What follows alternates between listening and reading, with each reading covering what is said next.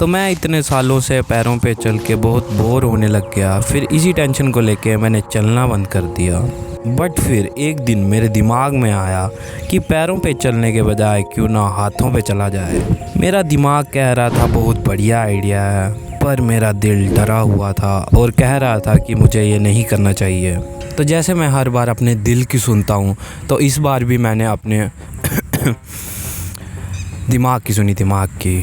तो इस वीडियो में मैं सिखाऊंगा कि how to learn a handstand walk. तो करते हैं वीडियो को शुरू। Enjoy and learn.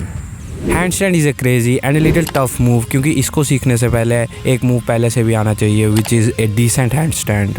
मतलब ऐसे कोई प्रो लेवल का हैंड स्टैंड नहीं, but a decent handstand with a perfect form for few seconds.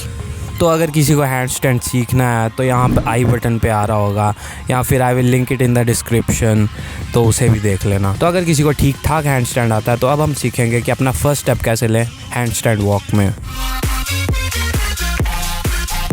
Usually तुम किसी भी हैंड से अपना फर्स्ट स्टेप ले सकते हो। I take my first hand with my right hand. तो यहाँ से ही अब हैंड स्टैंड वॉक की शुरुआत होती है। तो इस चीज़ में हमें ये ध्यान रखना है कि जैसे हैंड स्टैंड में हमारी बॉडी स्ट्रेट होती है, बट यहाँ पे हमारी बॉडी स्ट्रेट नहीं होगी, क्योंकि जैसे ही हम फर्स्ट स्टेप लेंगे उससे पहले हमको अपनी अपर बॉडी जो हवा में झूल रही होगी इस वक्त, उसे थोड़ा आगे की तरफ शिफ्ट करना है, क्योंकि जिससे हमारा सेंटर ऑफ मास आगे की तरफ शिफ्ट होगा और हम जब फर्स्ट स्टेप लेंगे अपना तो बैलेंस बना रहेगा। तो अगर किसी से हैंड स्टैंड वॉक का फर्स्ट स्टेप नहीं हो रहा, जो कि सबसे मुश्किल स्टेप है, तो इसका मतलब कि तुम्हारी शोल्डर की स्ट्रेंथ उतनी नहीं है।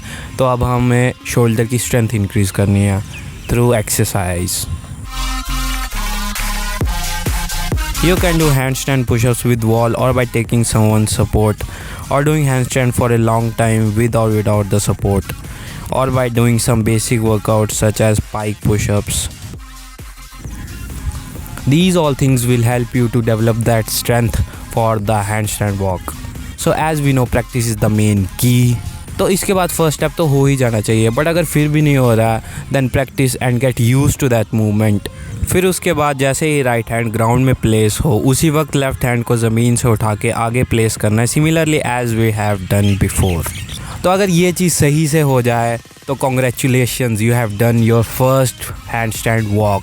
फिर धीरे धीरे इसे और ज़्यादा प्रैक्टिस करना है और सेम यही रिपीट करना है जब तक तुम चक्कर खा के गिर ना जाओ। नहीं गिरना नहीं है, उसके लिए भी एक ट्रिक है। तो इस पूरे प्रोसेस में गिरने से बचने के लिए सिर्फ एक चीज़ ध्यान रखनी है कि अगर तुम्हें किसी भी पॉइंट पे ऐसा लग रहा है कि तुम डिसबैलेंस हो रहे हो, तो अपनी बॉडी को थोड़ा ट्विस्ट करके अपनी राइट लेग को ज़मीन पे लैंड कराएं, जिससे तुम सेफली लैंड कर पाओगे और गिरोगे नहीं। जो मैंने अपनी हैंड स्टैंड वाली वीडियो में भी बताया था। तो बैलेंसिंग और हैंड मूवमेंट पता चलने के बाद तो बस अब एक ही चीज़ बचती है, and that is practice.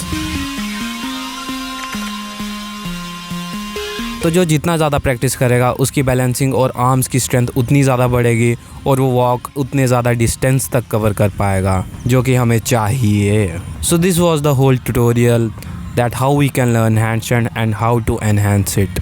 So hope you guys enjoyed and learned something new. Till then, bye.